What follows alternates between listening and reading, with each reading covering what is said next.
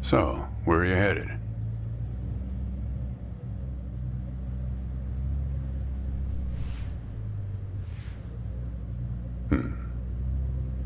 Not the talkative type, eh? That's okay. Most people I pick up are just waiting for their turn to talk.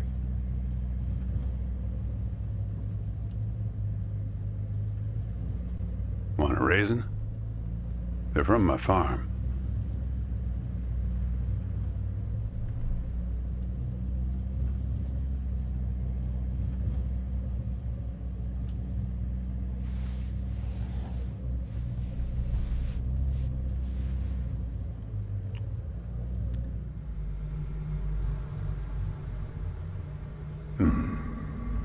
You don't look so good.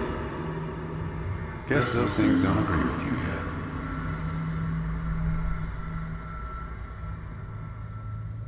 Strange. They're Thompson seedless. Good raisins. We still farm more of those in California than anywhere on Earth.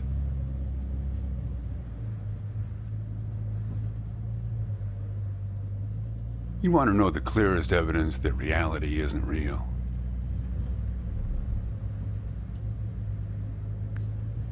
Raisins and grapes, man. They're the same thing. But they taste disgusting when eaten. Obvious bug in the program there, right?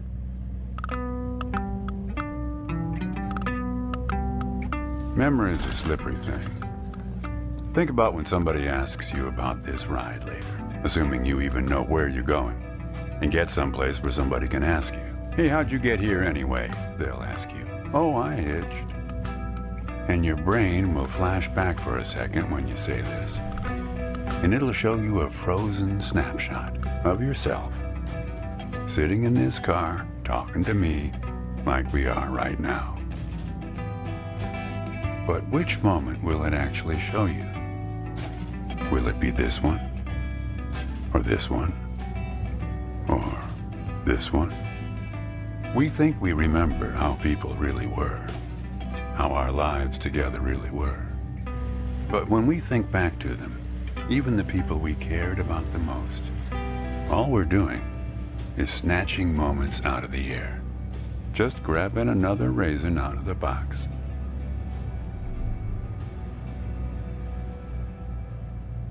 I've spent a lot of time around raisins.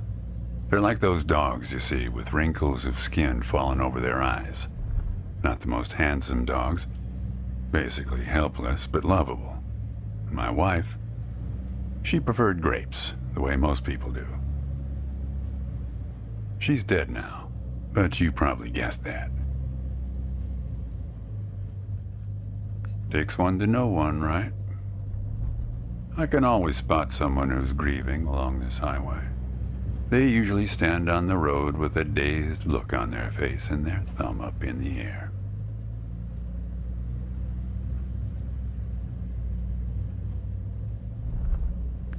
No, I don't know you, kid. I just know the type.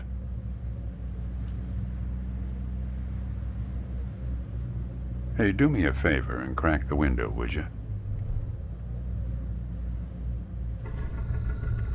What you got there?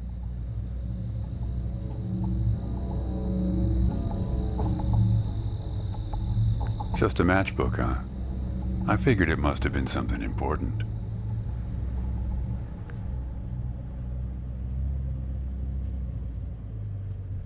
Hey kid, how about opening that window? That's better. Now, where were we?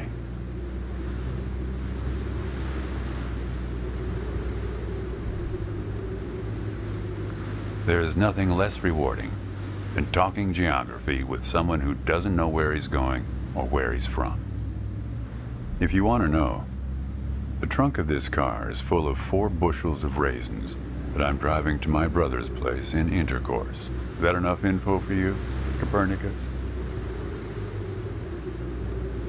Yep, Intercourse, Pennsylvania. The real joke is that my other brother lives in Lampshade, Texas. I once picked up this guy who'd been to the Czech Republic. They've got some really weirdly named places over there, he was telling me. One place that means young celebrator of pain. The thing is, some of these places are 700 years old. I guess they didn't really know how to name places back then.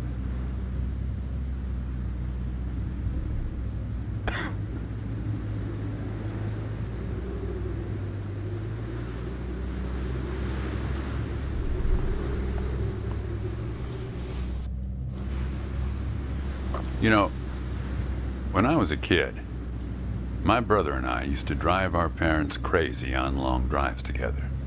Our folks wouldn't let us listen to the radio in the car. So we used to make up these songs about food on long drives to pass the time. We had this one with about 30 verses, each about a different kind of grain.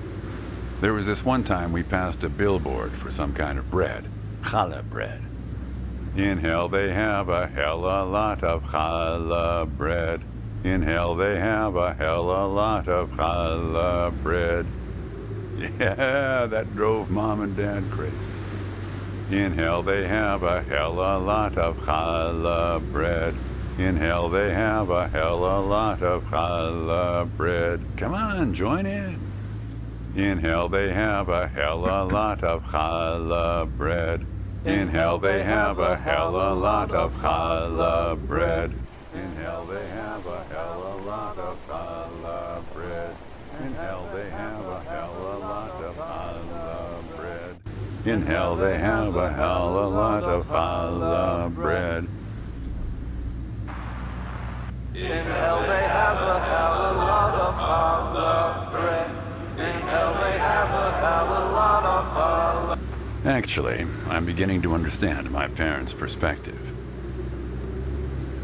Getting older is funny. It's like reading a book where less and less happens, but the writing gets better and better.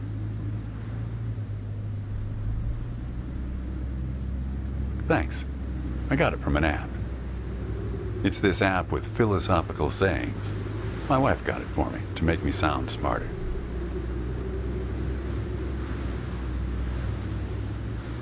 Yeah, well, that all sort of depends on which raisin you take out of the box, right?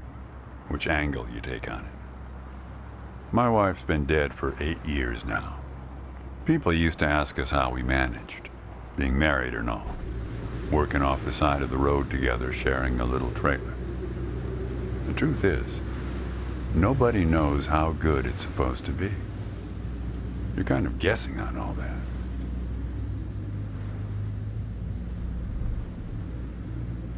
It's not that simple, Copernicus. Life has a way of chipping away at that certainty. It'd be easier if you just had a number assigned to you.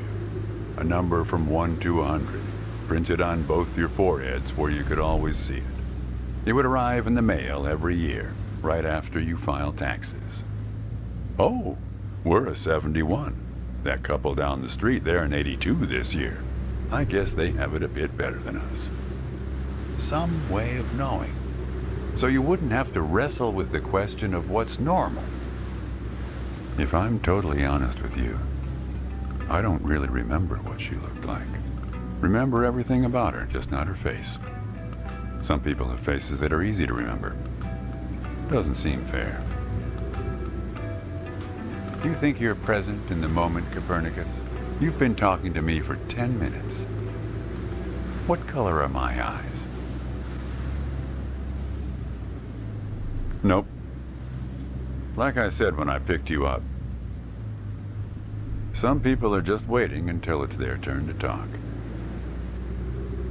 Anyway, pop open the glove box and I'll show you a photo of my wife.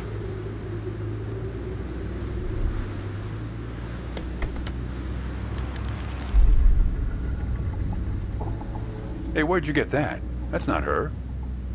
And that guy there, he looks like you.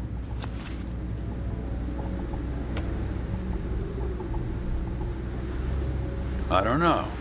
I was going to ask you the same question, Copernicus. Well, I guess it belongs to you. You better hold on to it.